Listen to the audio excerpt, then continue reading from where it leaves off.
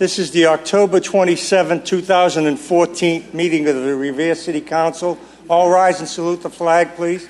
I pledge allegiance to the flag of the United States of America and to the republic for which it stands, one nation, under God, indivisible, with liberty and justice for all.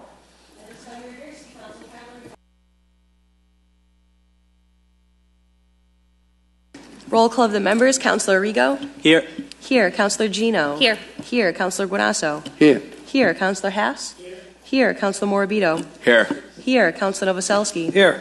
Here. Councilor Patch. Here. Here. Councilor Penta. Here. Councilor Powers. Here. Councilor Reardon. Here. Here. And Council President Zambuto. Here. Here. A quorum is present. Approval of the journal of the meeting held on October 6, 2014. All in favor, all opposed? So voted. Mr. President. Mr. Guanasso. Mr. President, point of personal privilege. Go right ahead. Mr. President and fellow colleagues, over the past week, Kathy and Dickie Penn, former colleagues of ours, lost their beloved son, Neil. He had to be suffering a short illness, but he's been suffering for years with some most complications that most people were hard to live with. So we want to offer a moment of silence for Kathy and Dickie, our former colleagues, for his beloved son, Neil.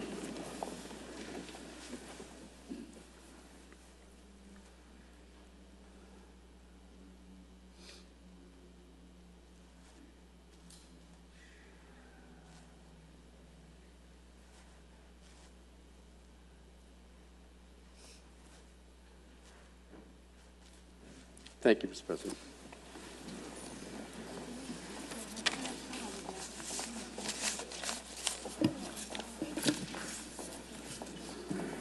Mr. President, I have suspension of rules to take calendar item to 8. I see the fire chief is here for that.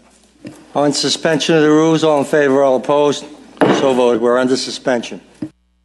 Calendar item number 8, motion presented by Councilor Patch that the mayor request Fire Chief Doherty, Police Chief Caffarelli, and Director of Inspectional Services Nick Catanazzo to appear before the City Council to discuss the City of Revere's preparedness in the handling of a potential Ebola outbreak. Several concerns should be discussed at this meeting, such as 1, what procedures are in place by emergency management to handle an outbreak? 2, is there a protocol in place to quarantine residences if necessary? 3, do first responders have the necessary equipment for their own safety required to handle patients without spreading the virus?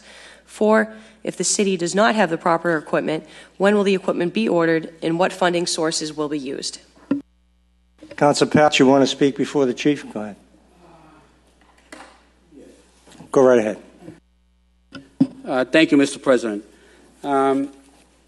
I know some people will say that we don't have to worry about Ebola and Revere, but I'm sure they were saying that in Dallas before it hit there. Just a couple of things, Chief. I remember back right after 9/11 that when I was a member of the police department that there was a big same thing, outcry of safety about different dangerous exposure of that could kill you. So as police officers, we had to go to Everett, and we had to get dressed up in the suit and taped and washed down and everything, and we were supposed to get, as members, we were supposed to get suits and masks and from Homeland Security, and but we never got it. I'm talking. This is probably I didn't even forget what year it was. I retired in 2008. I think it was like around 2005 or so. But and it's been brought to my attention that the police officers. I know about the fire department. I'm sure you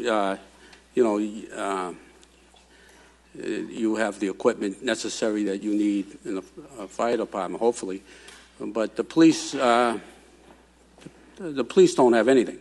Don't have any masks or suits, and that's That's my main. That was my main concern of jumping. It's probably people think I'm jumping the gun here a little bit, but I think it's better to be prepared than be sorry later. I just want to know if it's possible, if it's going to be, if we do have any procedures in place, and as of what it says in my motion, and also that the main concern about the safety. We have one of the best tactical police squads probably in the state, well equipped. They're unbelievable. But we also got to worry about the first responders that work the cruisers that are going to get this call to go maybe to a house, and I feel that they should be equipped also. So I'll leave it to whatever you have to say. He might be spreading. We need a mask.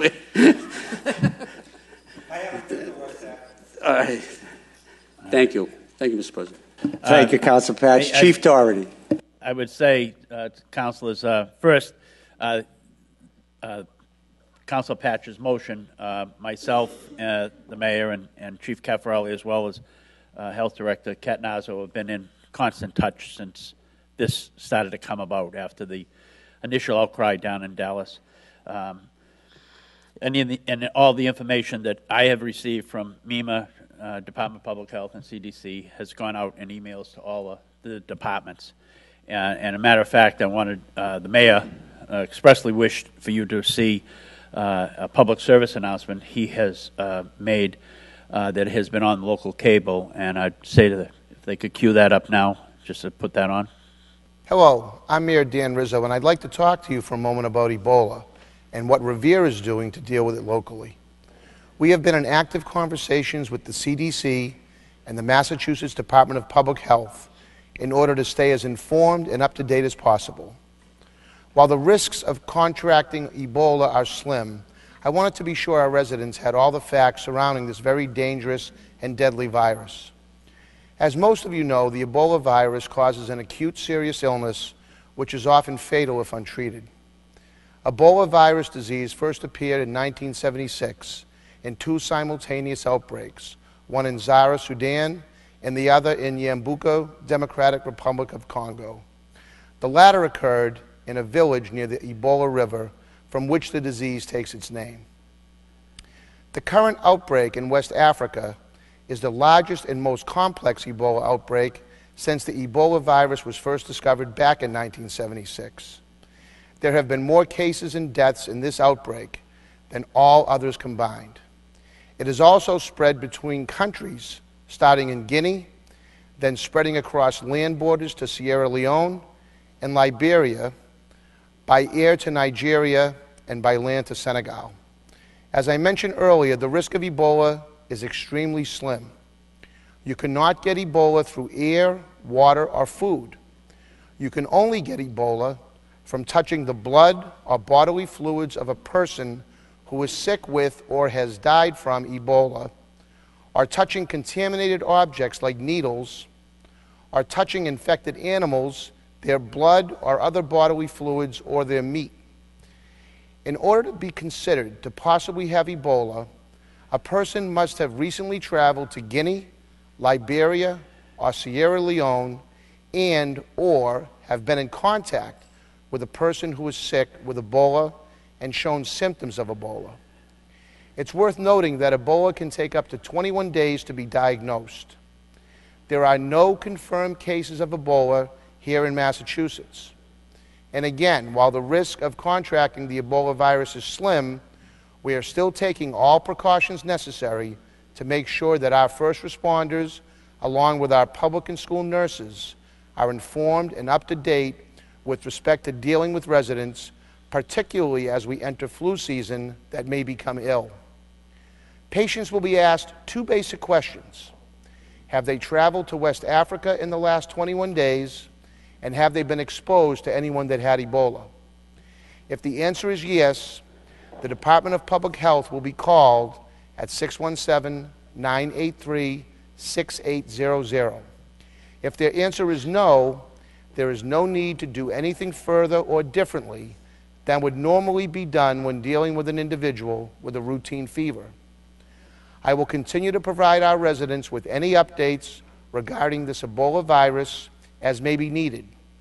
In the meantime, if you are concerned or uncertain of any situation you feel would be suspect regarding the Ebola virus, please call the Department of Public Health. Again, that number is 617-983-6800.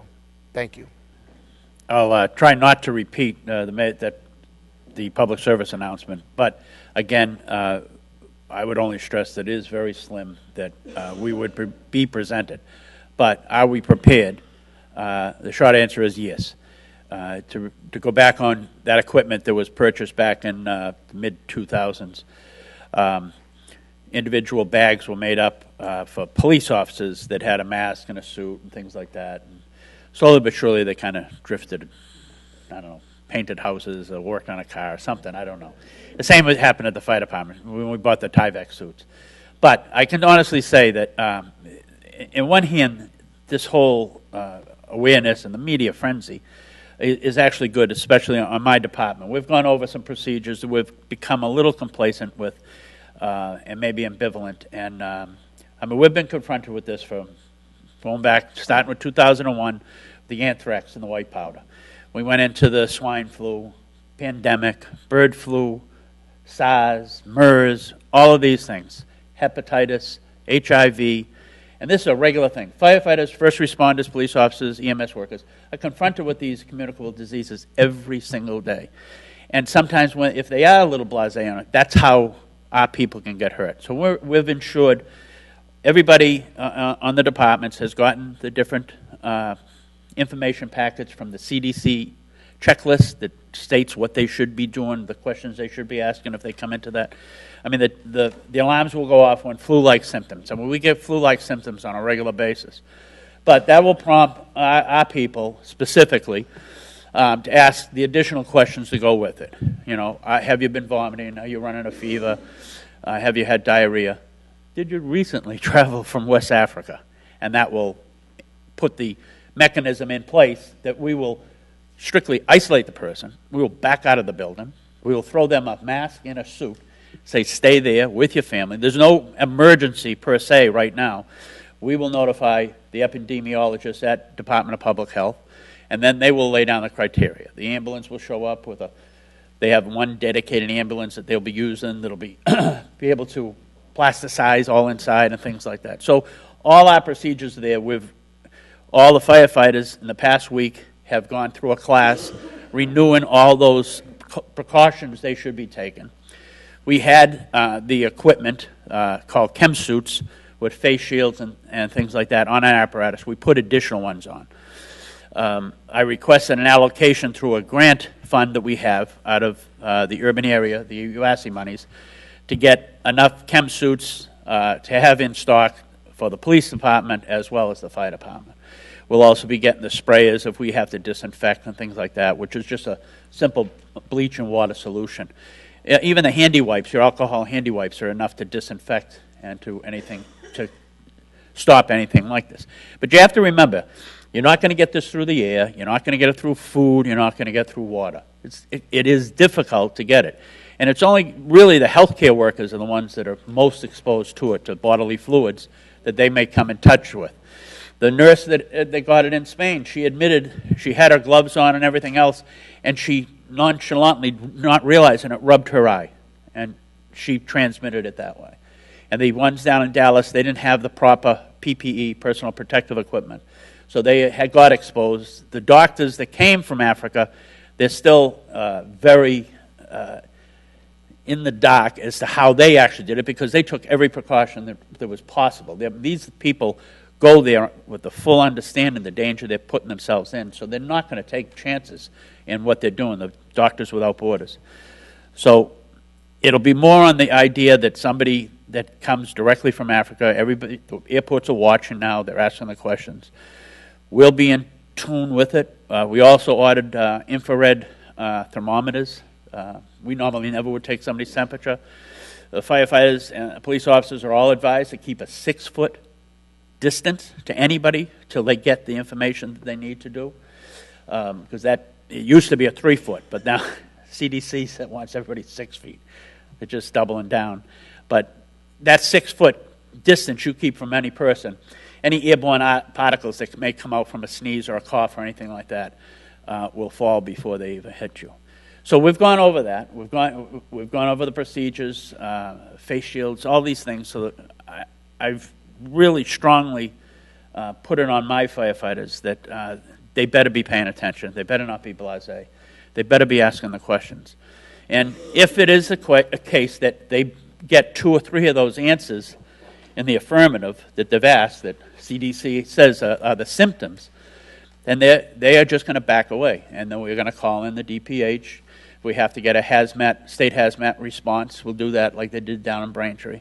So all those mechanisms are in place now. And through the mayor's office and Chief Caffarelli, Mayor Rizzo and Chief Caffarelli and Health Director Nick Catanazzo, we've been in touch with the school nurses.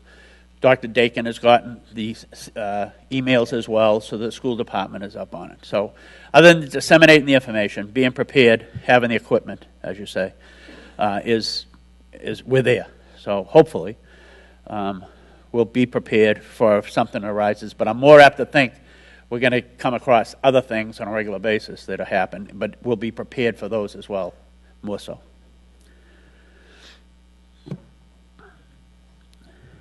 Thank you, Chief. I guess you're going to stay for some questions, I guess. If you want. I thought I answered everything. Councilor Reardon. Actually, you did answer everything. I just wanted to emphasize a couple of points. First of all, the first point you made was that the people who have become infected in this country are people who are treating people who have direct contact with with individuals from West Africa, and Correct. Only treating people other than those who have come from West Africa have been infected with this disease. Now, it's really important that people Correct. understand. For the United States, yes. But the United States is not suffering from some sort of an epidemic here. No. It's strictly medical people and or people who have been actually in West Africa and contracted it in West Africa, not here. Correct. And the other thing I think is people have to understand that you have to have a certain amount of prudence. I was reading the other day where this school teacher up in New Hampshire was given a 21-day paid leave of absence because she went to Dallas, Texas. By that reasoning, 9 million people in the Dallas metropolitan area should be quarantined. So there's an overkill too, but I think prudence is important. And I think it's important to understand that there's a conjunction there when you say those symptoms. It has to be someone who is displaying flu-like symptoms and has had contact, not or. There's not an or in there. The most significant thing is the contact with someone from West Africa or people who have been in West Africa. And I want everybody to understand that that's, in this area, a very high hurdle to overcome, to have both of those things happen. And especially now where the flu season is coming upon us, I can imagine, when people start panicking, when people start throwing up and stuff like that, when it's nothing more than a case of regular influenza. Correct. Thank you, Chief. The other thing that the victim down in Tallis wasn't, I don't want to say lied, but maybe abused the truth just a bit. And that's the only problem. You can go down the line, and he said he was from West Africa. So those bells are going off now no matter what, if they have any one of the symptoms, plus that West Africa. But he was asked specifically if he had contact with somebody that had Ebola, and he said no. And, in fact, that may have not been the truth. Correct. All right. Anybody else here? Well, thank you very much, Chief. Appreciate it. We'll return to the regular order of business. Calendar item number 1, Bob Upton will present certificates of employer support of the Guard and Reserve to City of Revere department heads. Mr. Upton. Or Mr. President, I should say. Thank you very much, Council President Zambudo. Councilors, Revere City Hall councilors, school committee personnel, department heads that are here, thank you very much. Yes, my name is Bob Upton, for those folks that don't know me. Tonight I'm wearing my volunteer hat of Military Outreach Director for the Mass Employer Support of the Guard and the Reserve. And I've been invited back because I've made a request that we get the support of the city councilors and the city of Revere to sign these statements of support of the Guard and the Reserve. This evening with me, we have the Military Outreach Coordinator, Gavin Heater, and the military, the chair of the Massachusetts Employer Support and the Guard and the Reserve, Earl Bonnet is here, and I'd like to invite Earl to come up to take my place at this time to walk us through the official signings of the statement of support for the Guard and the Reserve, but I'm sure that Earl has a couple of things he'd like to quickly say so we can continue on with your meeting. But thank you very, very much. Earl?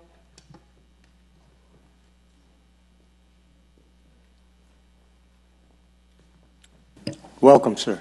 Thank you, Mr. President, councilmen, members of the various department heads. One of the things that I do, I'm a volunteer. We're all volunteers. We have about 60-plus volunteers in the state of Massachusetts who are dedicated to enlightening employers and organizations and cities and towns about the role of the Guard and Reserve. Our mission is to educate as well. Many people don't realize that today only 1% of our population is serving our country, your country. It's a lot different than in the past. 40% of them are either in the Guard or Reserve. We've become a country that depends on, in the civilian world, part-time employees. Well, we have the same thing in the military. These are part-time people. The problem is they have to go away and do part-time duty, and it's a major sacrifice on their part. So today I'm asking, first of all, Mr. President, if you will sign a statement of support, which is in front of you. The statement of support, by the way, I don't want to offend any attorneys in here, but it used to only be 2 sentences, but then the attorneys decided it wasn't clear enough, that 8 paragraphs would be more clear. But it essentially says 2 things. I care about the men and women who serve our country, and I agree to obey federal law.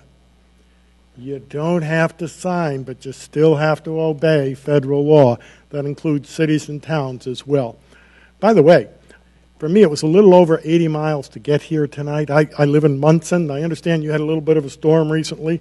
We had one in 2011, a very big one in our town, but while it's in the top 10 in size in this state, the town of Munson, you have something that we don't have. We used to have a traffic light. Coming off of I-90, I have never seen so many traffic lights, I got to tell you. But anyway, I digress, and I don't mean to do that. I do want to close by saying something that whenever I get to speak publicly, which is my personal mantra in life, and it goes like this. It's years ago when I was in the Navy at 17, I learned this from a guy that was then the President of the United States who happened to be speaking at the base I was at, and it goes like this. God and the soldier all men adore, in time of war, not before. When war is over and all things righted, God is forgotten, the old soldier slighted. My goal in life is not to let either of those things happen. So, Mr. President, I noticed you've already signed. I would then in turn ask you to ask the councilmen and department heads that are present to do the same. I would ask all my colleagues to sign the pledge. I want to tell you that I have been to Munson many times. It is a beautiful little town. There's a great animal clinic there, Munson Small Animal Clinic. I've spent some time there, and so I know you're one. Well, you know Light Town, but I know the light that used to be there. It's true. Years ago, we voted it out. But I understand you're recovering quite well out there. Absolutely. Does Great. anybody have any questions about me or our Guard or Reserve or anything you'd like to know? By the way, you keep those that you've signed them, and we'd ask you to display them somewhere, whether it's in a place of your business or whatever. Let people know that you care about the people that are serving you in a very dangerous place. No questions? Thank you. I want to thank you for your service. Thank you very much.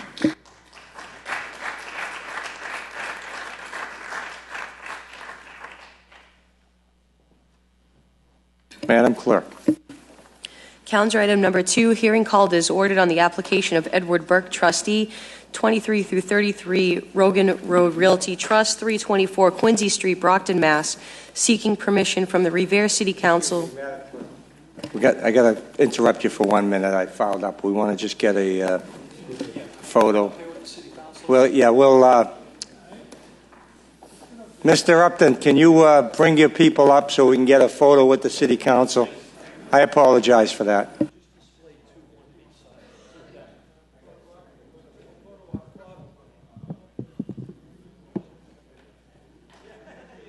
What is this, amateur hour?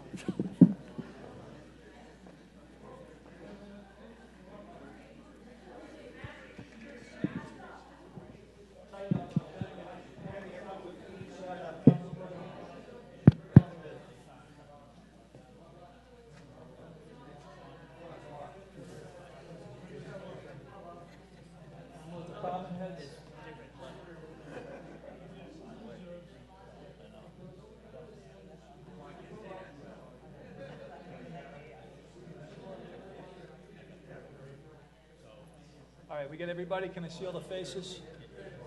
And Iris? Yeah. Charlie, move forward a little bit. There you go. I can see your face. Get side. Well, there you go. Yeah, get sideways next in front of. Yeah. Rich, get up more. No, stay right where we are, Steve. Move in. Just move in. There you go. Oh, yeah. Perfect. It's like a football team. Here we go. All right, everybody ready? Now we get another person behind me. Thank you.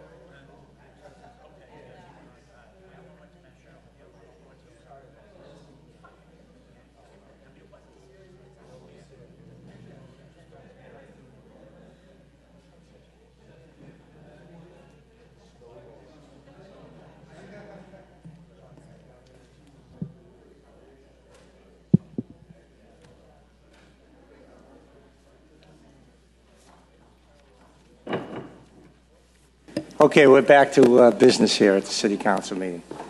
Okay, we have Rogan Road Realty Trust seeking permission from the Revere City Council to validate and legalize a non-conforming townhouse unit on lots 17 and 35-10A at 23 Rogan Street, Revere, Mass. Councilor Cipolletta. Sir, Mr. President, honorable members, James Cipolletta, 385 Broadway, Revere. On behalf of the applicant, with me as a member of the trust, Jonathan Serra, I promise to try to say in fewer than 8 paragraphs what can be said in 2. So this is, for all of the councilors who are familiar with this, the townhouse project was at one time named Ford's Village, and I think the sign may still be out there. So for those Beachmont veterans and my favorite Beachmont councilor, you're well aware of the locus. The property was sold a few months ago from the Ford family and the Abrams family to the trust. And while assembling all the certificates of occupancy, it seems that one of the units does not, it exists, but it does not have a C of O. And in meeting with Mr. DeCristoforo at the building department and with the help of Frank Stringy, we figured out that over the years, especially during the 1978 blizzard, when severe damage was sustained by the townhouses and was rebuilt, there were staggered COs issued. And these units were not all brought back to habitability at the same time. Counsel, if I can interrupt you for a second, because there's people probably in the audience at home watching and saying, what's a CO? So can you tell us? Certificate of occupancy. Okay, thank you. I knew that, but I wanted our citizens to know that you're speaking. We try not to speak in code up here. Certificate of occupancy. Thank you very much. Certificate of fitness for human habitation, otherwise known as a certificate of occupancy. So as we ran forward in the years and up till the time of the sale and after, it was discovered that there were 23 units, but there were 22 certificates of occupancy. And the one unit that's missing, and it's not on this plan very clearly, but it's in the V section here, and it's a one-bedroom, and it's fitted out and so on and so forth. But in order to clear up the sale, get things back in order for the trust and the bankers and the finance people, we really need to have the records of the building inspectional services coincide with what's actually on the ground. So that is all we're trying to do. We're asking to validate and to recognize the existence of a unit that's been there since the 50s or 60s. All right, we're going to do this the way we're supposed to. So any other proponents of this proposal? Hearing and seeing none, we'll close that side of the hearing. Any opponents? People opposed? Hearing and seeing none, close that side of the hearing. Councilors, Councilor Penta. Mr. President, does this go into committee? Or? This has to go to committee. This is a special permit. Yes, it's going to zoning. So I'll save my comments for them, but I know the area very well. I mean, like I said, and just a quick question to you. As far as I know, this 23rd unit is basically a studio? Yes. Correct. So it's not, 2 bedrooms, 3 rooms, it's a studio. So no. And I'll save my comments at the subcommittee. Thank you, Mr. President. Thank you, Councilor Penta. Councilor Reardon? Yes, I might like to. Thank you. Did I hear the description that they applied for might be incorrect, inaccurate today? Okay. I guess we're going to go back to opponents so I can let you speak. Can you give me your name and address? You got to speak straight into the microphone. It's a directional microphone, so put it in the middle and speak right into it. Good evening, Councilor. Perfect. Name and address for the record. My name's Dan Barry, 128 Broad Sound. I arrived late. Thank you. Thank you. Welcome. But one thing I might have caught was, did the council here tonight, the description might need to be amended. In fact, it might have been advertised wrong. And we're still considering this? Don't they have to reapply if the description is inaccurate? You want to tell me what you feel is inaccurate? Did I hear the attorney state that he felt something might be different, or that they had discovered something about it? No, I didn't hear that, but I'll vary from the normal routine and let the councilor answer your question. I think the question may have referred to the advertising. The advertising was taken directly from the Site Plan Review Committee report written by Frank Stringy. And no, there's no variance in the advertising. What it is that there's a variance in the records at the building department from what's actually on the ground. So, no, there's no problem with the advertising. The legal ad I got, which was written by the clerk's office, which is always correct, tracked Frank Stringy's description. So, okay. I didn't mean to leave that misimpression. Okay. I hope that clears that up for you, sir. Actually, it didn't. So we're going to trust one of the descriptions of the property. We're talking about a building. I'm not sure. I'm not sure I'm following you. Let's start over again here. The way I see this, there were originally 23 units in this townhouse group for this little village. Let's call it a village. And somewhere during perhaps the blizzard of '78, somewhere down the road, somehow the records were not tracked, and the CO, as the learned attorney called it, the certificate of occupancies, somehow there was one missing for one of these units in our building department. I don't think there's any dispute that this building has been there for quite a while. That's the way I see it. And what they're trying to do now is correct the record for whatever purpose, finance purposes or whatever, or just for the fact that there's 23 units there and our building department is saying there's 22 there. So that's why they're applying for this special permit to legalize what's already there. That's the best way I can describe this. So that's what they're doing here. This is going to go to our zoning committee. If you have some evidence that you want to present to the zoning committee that you think might alter the decision of this city council whether or not to issue this special permit to legalize this unit, then I suggest you do that. But that's where we're at with this. This is the way it's presented to us. It's going to go to the zoning subcommittee, to our learned chairman, Reardon, who will, scrutinize everything they present. If you have something to present, or anybody out there has anything to present that might alter the way we decide on what to do with this, that's where we go from here. Okay, I trust the city council with that.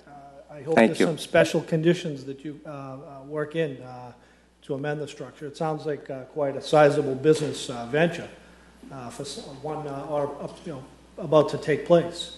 So I would imagine that you get some parking worked in, marked parking spaces to make sure that we're not impacted here in the neighborhood. These are good suggestions that you should bring up at the zoning subcommittee, and I'm sure they'll be taken under advisement.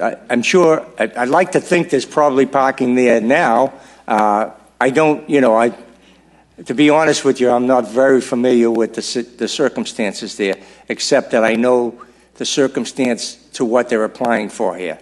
So I will be educated much more before I make a decision on how I vote for this.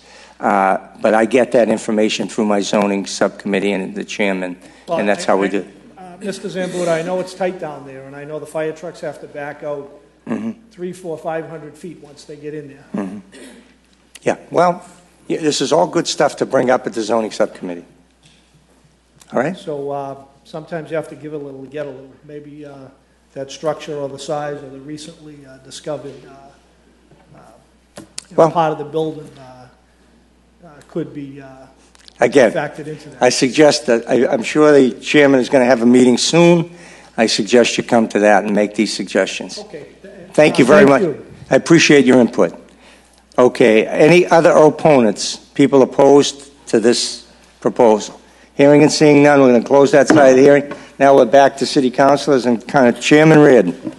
As you know, Mr. President, typically I don't comment on these matters until we've had an opportunity to vet them in the zoning subcommittee, although I do like to ask some questions that will help us get to the bottom of this. So I do have a couple of questions for Attorney Cipolletta. First of all, in what context did this issue become apparent? During the conveyance. So there is a recent conveyance? Yes, sir. And it's a title issue? Yes, sir. Okay. Second question would be, at the risk of embarrassing some people who may have been responsible for seeing that this didn't happen, who hopefully are no longer involved in seeing that it does or doesn't happen, which I assume is the case given the fact that it happened how many years ago? It appeared well, to the have original happened plan.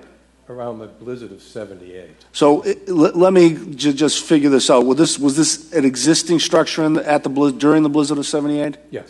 And was it refurbished thereafter? Yes. And was it expanded during that refurbishment? No.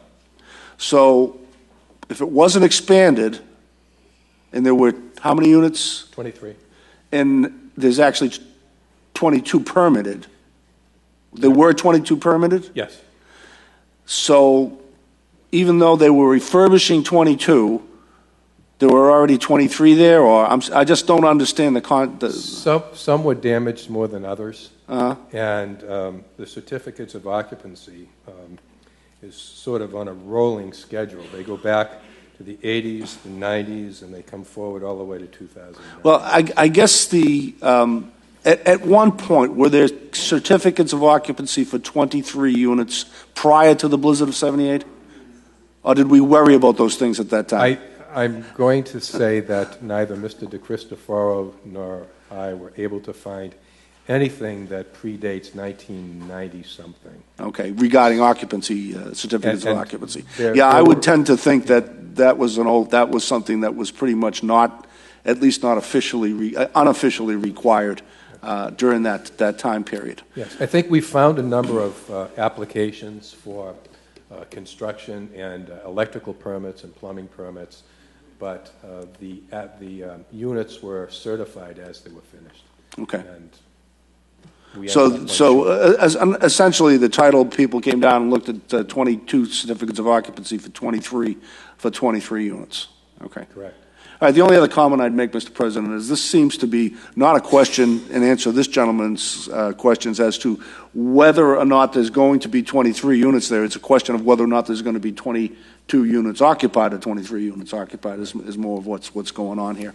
But his point is well taken regarding parking issues. Is certainly something we'd like to revisit. So if you would bring some information regarding parking, yes, et cetera, and with the understanding that we understand the requirements way back when were not what they are now, but it would be probably put a lot of people at ease if you could bring that information, let us know what the existing is down there, and maybe talk about those things. Indeed, yes. Thank you. Any other councilors? Zoning. Thank you. Calendar item number 3, report of the Appointments Subcommittee. Chairman Guanasso. Mr. President, earlier this afternoon, the Appointments Subcommittee met.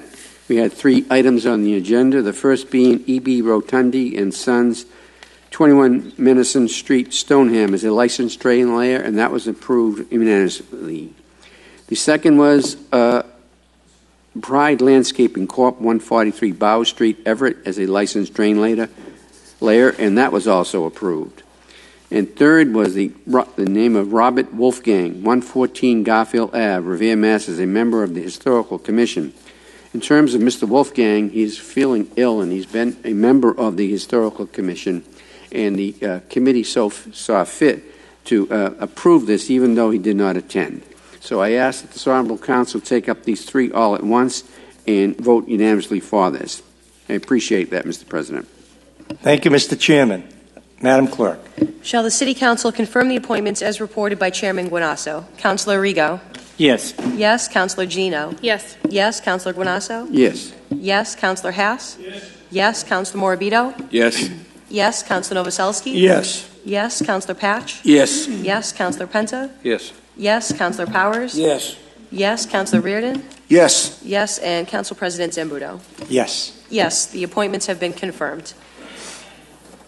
Calendar item number 4, communication from the Board of Assessors requesting a public hearing for the purpose of establishing the minimum residential factor.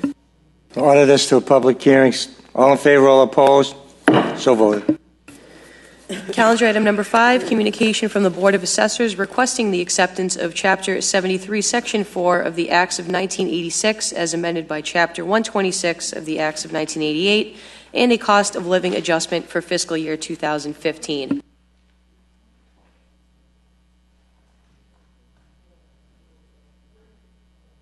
We'll table that for the next meeting.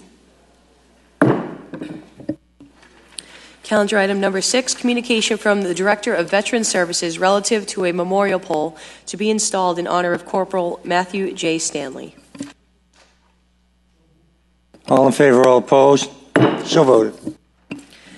Calendar item number 7, communication from the Director of Veteran Services relative to a memorial pole to be installed in honor of James E. Manny. Motion to approve. All in favor, all opposed? So voted.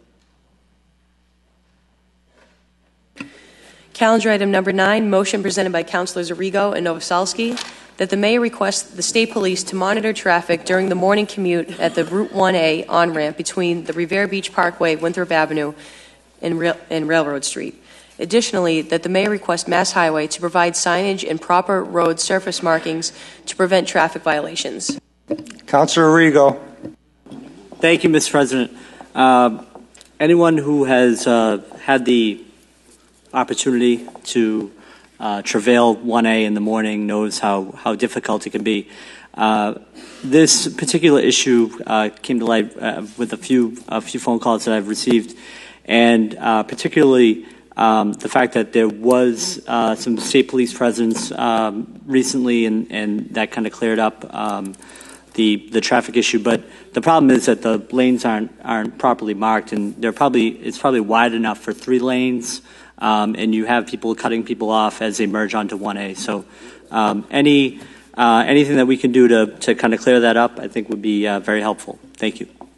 Thank you, Councilor Rigo. Councilor Novoselsky. Thank you, Mr. President.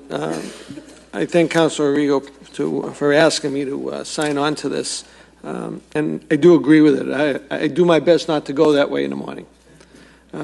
It is bad. People coming down southbound on Lee Burbank Highway do not watch. They don't allow people to come onto the highway, and also even on the ramp, you have that turnaround coming from northbound and southbound, and there's big trucks there, and it gets hairy there sometimes. And I think it's appropriate for us to request the DOT and whoever would have to make the necessary markings and signage down there to cause people to slow down and be aware of other folks. And I know the state police were down there once, and they were actually weighing trucks down there. So I think it's appropriate that we move this forward. Thank you.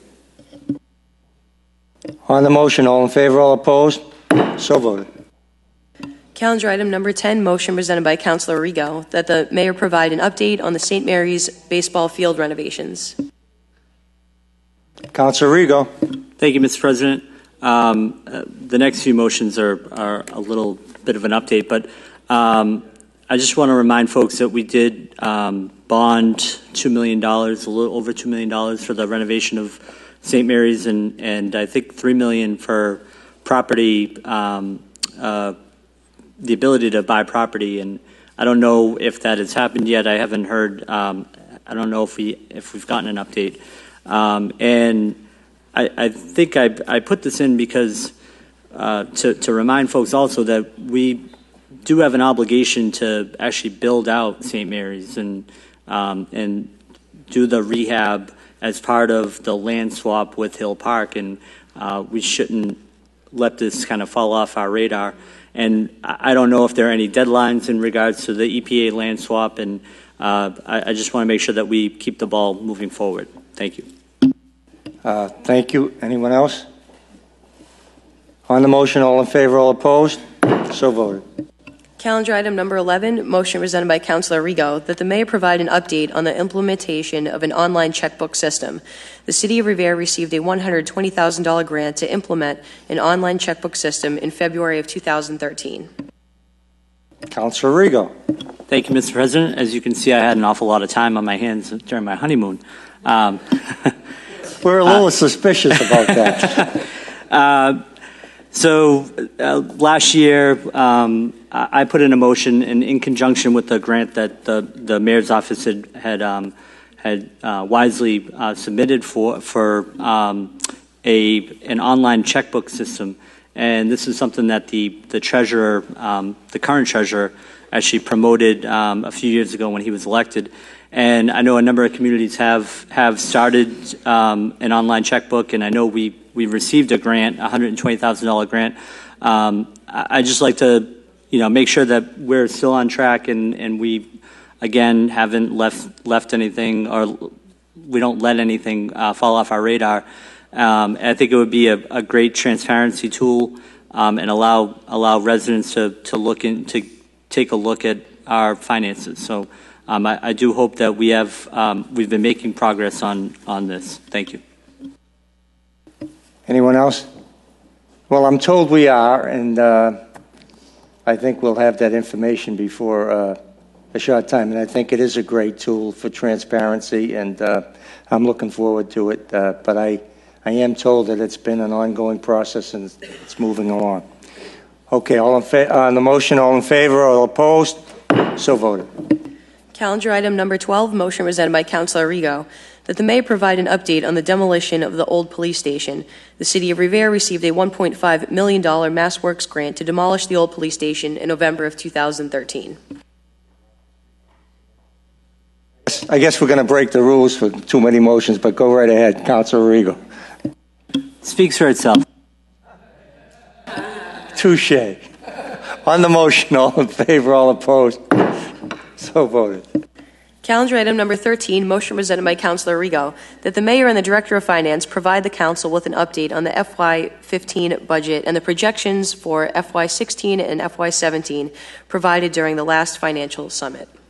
Councilor Rigo. I do want to speak on this one, Mr. President. So go thank right you. ahead. I appreciate it.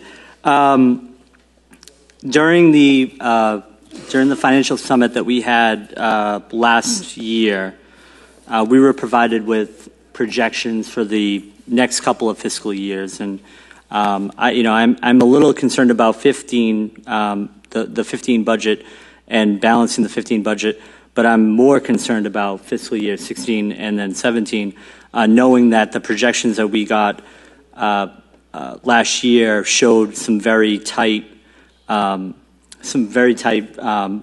budgets, and the fact that there were some assumptions that I think we had debated a little bit, and especially in terms of new growth and the amount of new growth that would come into the city.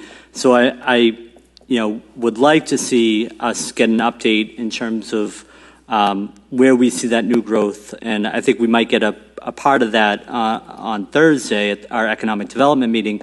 But I think it'd be helpful to hear exactly where we are in terms of this fiscal year and then the next couple of fiscal years, because I think we all know and are very aware of the tight budgets that we have coming forward, and just to make sure that we're on top of any deficiencies and any unforeseen expenses that we have coming our way. So I think it would be helpful to have this conversation, and I hope that this actually goes to Ways and Means. Thank you. Thank you, Councilor Rigo. Councilor Reardon. Thank you, Mr. President. And in addition to what Councilor Rigo has suggested here, I would suggest that this is probably something we should do annually at this time of year for another reason, and that is to prepare us a little bit and start engaging in the budgetary process for the following year. One of my concerns annually is that we don't get budget information early enough, and when we are forced to have budget meetings, we are somewhat in the dark, somewhat rushed, and I'd like to think that an interim meeting like this that would update us on what we can expect would at least prepare us in some ways for what we can expect to see in the budget without necessarily being written in stone, but at the same time have us a little bit prepared as we get towards the budgetary season, the budgetary process, so that things don't come up and jump us from behind, so to speak. Not that I would suggest that anybody would intentionally do that. It's just the budgetary process gets to be so condensed that it's almost impossible to digest everything in a budget the size of our cities. So I commend this motion, and I intend to support it.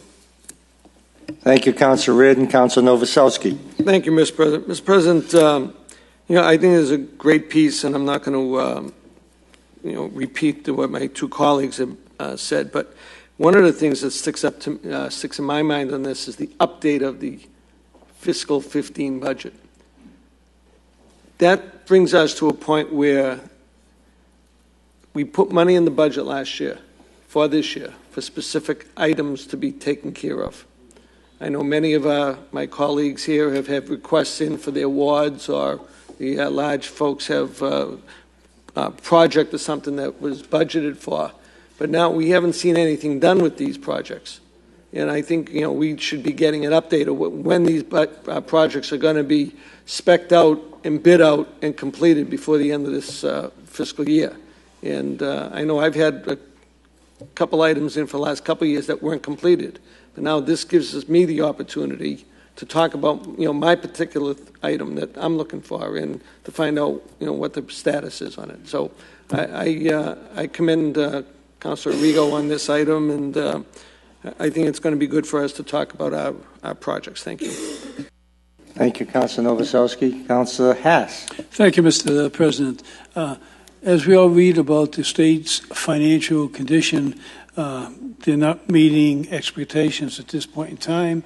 And when you're dealing with a cherry sheet, the state has to first balance its own budget, and then they take whatever results and they transfer it to the cities and towns. So I think this meeting for November makes sense without question, because it'll bring us up to date as far as how much the state is short, and that's going to affect us all. Thank you. Thank you, Councilor Haas. Councilor Powers. Thank you, Mr. President. I think this is an excellent motion. I intend to support it, and I think it just gives us one more tool at our disposal when we finally have to vote on the fiscal year budget coming up next. We're all aware that over the past 2 fiscal years, our budget has increased by over $6 million each year. Where that money's coming from, I don't know. I'd like to also look at a bonded debt schedule and find out exactly what we're going to need to meet those obligations in the coming fiscal year. So, again, I think it's an excellent motion. I intend to support it 100%. Thank you, Mr. President. Thank you, Councilor Powers. Councilor Penta.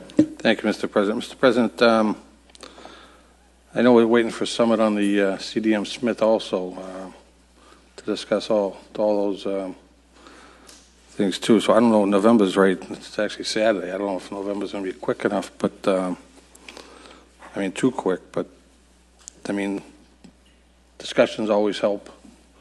But I don't have a problem with it. But a lot of it is,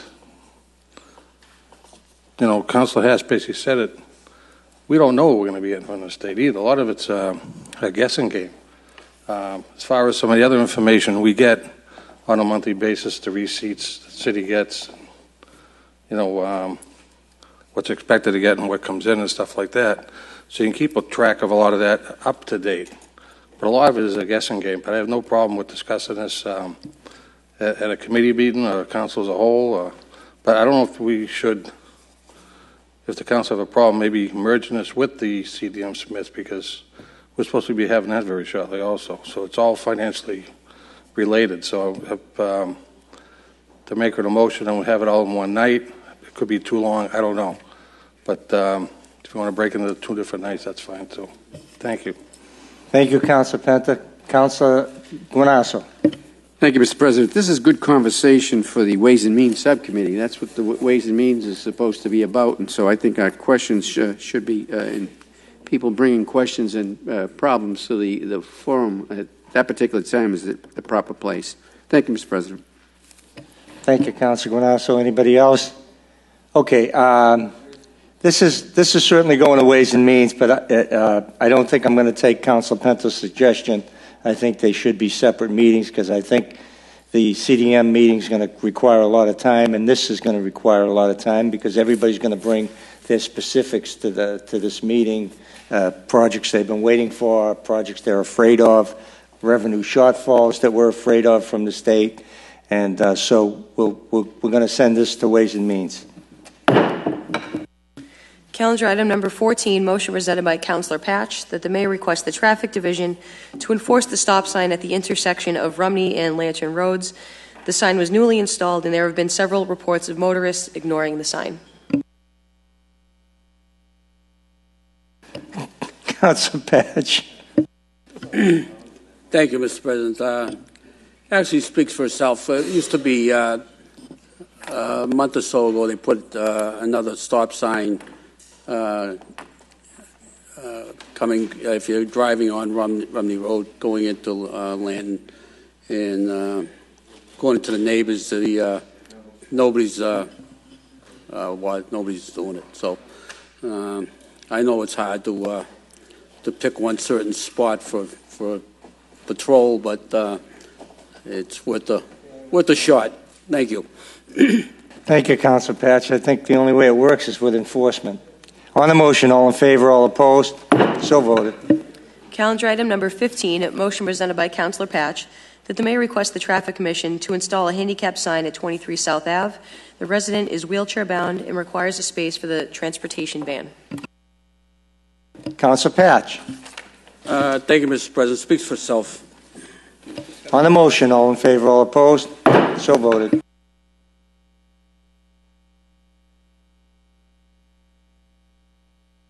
We have a motion presented by Councilor Powers that the mayor request Mass Highway and/or the Department of Public Works to remove the debris and the pallet at the North Shore Road trash rack in the Oak Island area near York Street. This work order has been requested several times, and the debris has still not been picked up. Councilor Powers. Thank you, Mr. President.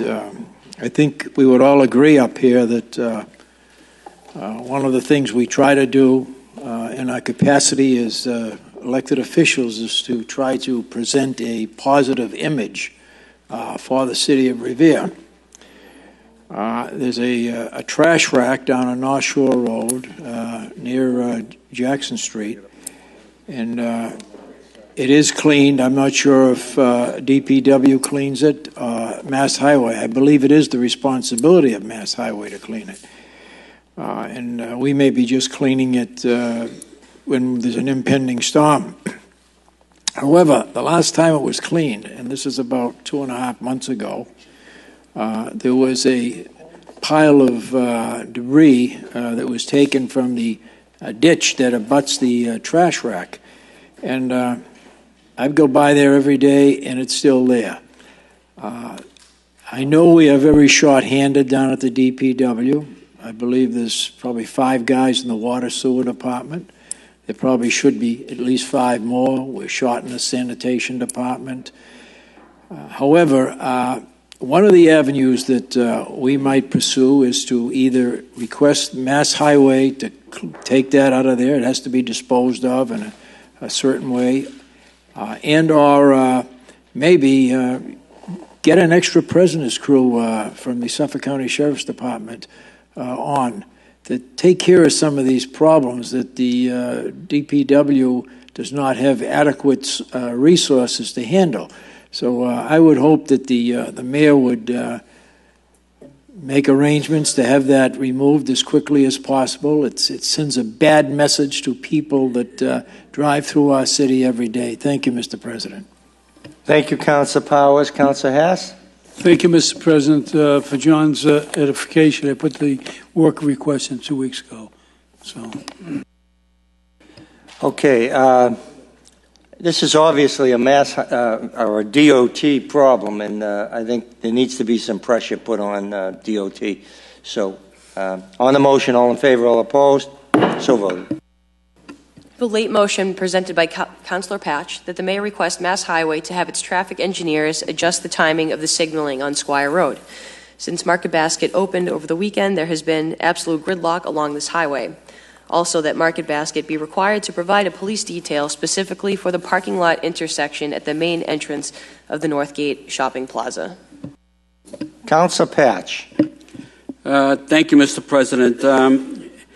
I know people might think that this is going to let up, and I don't believe that it's going to. And I've been made aware of there has been some problems with the timing on the lights there, even prior before Market Basket opened. I'm also would like to have you add in there that I would like the owners of the shopping center to as you come in the main entrance on Sigourney Street, you go into the main entrance of the Northgate Shopping Center.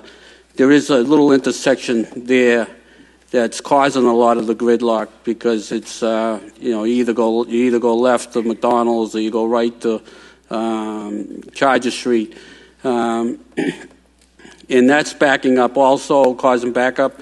If they could, the owners of the, if you could mention that whoever the owner of the property, that they could reconfigure the exit and entrances a little bit there, would create some relief. I also spoke to the Sergeant Callahan today on details, and I know they had 4 details there, officers there Sunday, and that doesn't seem to make much of a difference. But they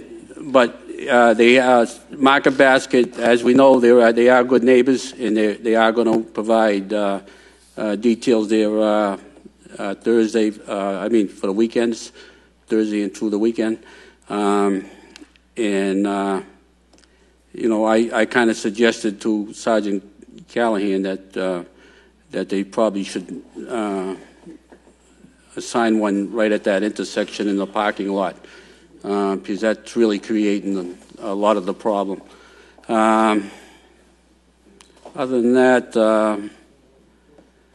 I think the sooner that they can get that done, it's a necessity. It has to happen. I mean, they're going to have I can't. Usually they have this prepared Mass Highway, but this was, as we know, there was a problem with the Market Basket, and this was done without any timing for them probably to get it done. On that, I would like to thank you, Mr. President. Thank you, Councilor Patch. Councilor Giannino. Thank you. I just want to support Councilor Patch in this motion. I think it's a great motion, and I can tell you, living at the top of the street that serves as the main entrance, in my entire life in that house and in my family's experience in that house, we've never seen traffic gridlocked the way it has been over the past 2 days, and it takes us, 15 minutes to get from my front door to the Rotary, which has never happened. So I think it's a great motion, and I think it's a great thing to see Northgate so busy, because I haven't seen it like that in years, and I'm really, really excited about that. But I hope that there's a way that we can mediate the traffic so that, that area of Ward 6 is a very residential neighborhood, so to help the residents that live over there, get to and from Route 1 a little quicker, and especially during rush hour. I think it's going to be a challenge over the next couple weeks, but I think that with the right details, we can definitely handle it, because that parking lot's huge, so it's nice to see it get used. Thank you. Thank you, Councilor Giannino. Councilor Reardon. Thank you, Mr. President. This is a much warranted motion, and frankly, Councilor Patch is much too kind to Mass Highways. They built this building 2 years ago, and to just suggest that they didn't think it was going to open at some time and could not have planned better is, to me, preposterous. But worse than that, I foresee a more pressing issue, and that's, as you all are aware, the development down there, I guess named now at this point Rumney Flats. I'd love to meet the genius who came up with that name for it. It's not flattering at all. Is groundbreaking this week, and there's another 150 odd units, and correct me if I'm wrong about that, that's going to be down there in Ward Street. I think at some point, in addition to asking Mass Highway to consider changing the light cycles on Squire Road, we ought to ask them if they have a plan to handle the traffic that's going to be created by this development, both on Route 107 and Squire Road. And I think the Traffic Commission needs to start getting involved in what's going to happen on Ward Street when this does happen. So I'm obviously in favor of this motion, but we need to look a little more forwardly, I think, regarding that entire area down there. Thank you. Thank you, Councilor Reardon. For the Council's edification, there's no such thing as Mass Highway anymore. It's Department of Transportation. But that's okay. It's all the same thing. We got Councilor Haas. Thank you, Mr. President. Remember, a traffic study was conducted before Market Basket opened, and I think we should engage Frank Stringy to enlighten us as far as what the issues really are. I like the motion because I was up there both Sunday and this afternoon, and it was a complete mess as far as the traffic. So I think we should get some information from Frank. Thank you, Councilor Haas. Councilor Moravito, you're all set? All right, go ahead. Councilor Moravito. I think the motion is a good motion. Let's keep in mind it's the grand opening week of Market Basket. The anticipation has been, close to a year? 2 years? So I expected an impact like this, traffic impact, being in the supermarket industry I was in the supermarket industry for 17 years, so I expected a grand opening, especially a company with a reputation like Market Basket, to have such an impact with traffic. But I know Councilor Patch mentioned detail. Is there a time frame in the motion, or just for a week? Just constantly have detail? Councilor Patch, you want to answer that? According to Sergeant Callahan, who's in charge of details, as far as I know, it's going to be on a permanent base until unless it's not warranted. But I foresee it's always going to be needed. So and probably even added offices. But he did say Market Basket contacted him and scheduled for further notice to have the detail to go from Thursday through the weekend. And he gave me the hours, but I can't remember what the hours are. So the details will be paid by Market Basket? Yes. Which is great. Okay. Yes. Excellent. Councilor Guanasso.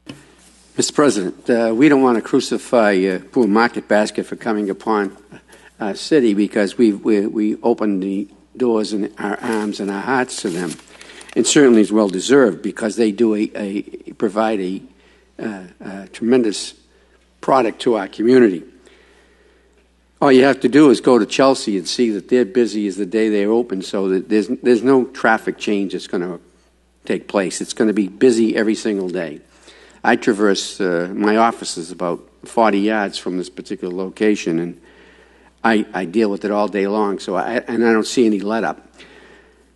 The thing that annoys me most about what we're talking about here and impacting Ward Street, which is the area I represent,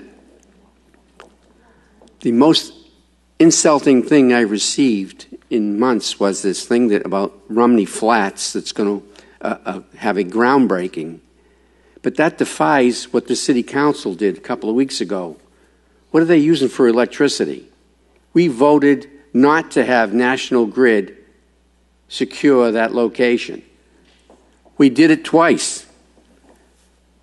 Now, and what law and how did this be overseen by? In other words, if we're going to vote on something up here and allow this to take place, then shame on us.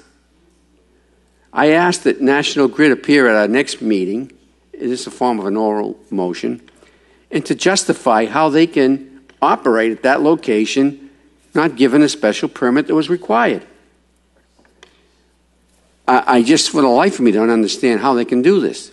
In light of what's going to take place in the next few weeks, in few months, in years, at the location that's presently known as Market Basket, and also that Price Right is doing well too, now we're going to add insult to injury. This is the most upsetting news I've heard in years, that we're allowing Rumney Flats, as was referred to by Councilor Reardon. It's absolutely an insult, even the name that they chose. I just can't understand how they can go forward. And I ask that this council join with me and have National Grid up here and ask us questions. How do they go forward without electricity? They don't have a permit from us. Councilor Guanasso, before I call on Councilor Giannino, let me just, I know you've got more years of service on the City Council than I have in the aggregate, but you know as well as I do that public utilities are not controlled by the City Council. So why do they come before us? They can simply go to the state and get issued a permit for that electricity, and that's what's going to happen. It probably already happened. Point of information. Then their appearance here. What was it? What was their appearance here for? Their appearance is more or less a formality, unless we block it, and then they go to the Department of Utilities and they laugh at us. And I said that when we voted it down, that we couldn't control it, and we're not going to be able to control it. Councilor Giannino. Thank you. Just a quick point of information. I know that email was sent out today about that, and we do have a little bit of time before this happens. The email said it was November 25th. So hopefully we can plan a meeting or two before that date to get this all straightened out, because we do have about a month. So I'd like to see something happen soon so we can figure this all out. Thank you. Okay, Council Penta. On another matter, Council Reardon actually brought up about the 150 units. There's 894 units being built on Ocean Ave with the hotel and commercial space. So maybe get all the Mass Highway, sorry, not Mass Highway anymore, but DOT, and make sure that the lights down there or whatever they're doing down there, they don't say they didn't have enough time knowing this stuff is coming. Because Revere Street right now, leaving the beach, those lights should be looked at. I mean, you sit in that light for 5 different cycles with 10 cars there. You can't get past North Shore Road. So when that's all comes in, let's not say the year, 2 years from now that we didn't know it was coming, because it's coming. Thank you. Thank you, Council Penta. Anybody else? All right. You know, I see this as the market basket as good news and bad news. We gave a tax increment financing to bring Market Basket here. Why did we do that? To revitalize Northgate Shopping Center. Guess what? We just did that. Now, do we need action? Do we need Frank Stringy to work with the mall developer, as Council has said, and change those intersections? And we need DOT to put some work into this to get this right. But let's face it, we did exactly what we planned to do. We've got Panera Bread looking to come in here. We've got all kinds of great companies looking to come into Northgate Mall. The reason for economic development target areas and given TIFs is exactly what we did. So we should be proud of ourselves, and we'll work out the kinks. So that's all I got. Thank you. On the motion, Council Patch. Thank you, Mr. President, for letting me speak again. I agree with you. Being the Ward 6 councilor, you know, Market Basket, it's a great thing for my ward. But it has to be tweaked. I mean, and that's what I'm doing here. I mean, and hopefully, because we want other high-end people coming into Northgate, and if we don't clean it up, it's not gonna. We ain't gonna get nobody else in there. So that's my main goal here. It's not. Believe me, I'm thrilled that Market Basket is here. Thank you. And I guess on the amended motion to include Frank Stringy's input to the mall owners, so that we can, and DOT, of course, to get these kinks worked out of this. On the motion, all in favor as amended? All in favor, all opposed? So voted. Mr. President, Council Reardon. If I could have a point of personal privilege before we adjourn. State your point. I would like to offer my congratulations to our wonderful colleague Brian Arrigo and his beautiful and vivacious wife Davine on their recent nuptials. Congratulations. Turning red, Council. Okay, no further business. We're adjourned until, what's the date? Ash, what's the date? We're adjourned till November 3rd, 6 o'clock.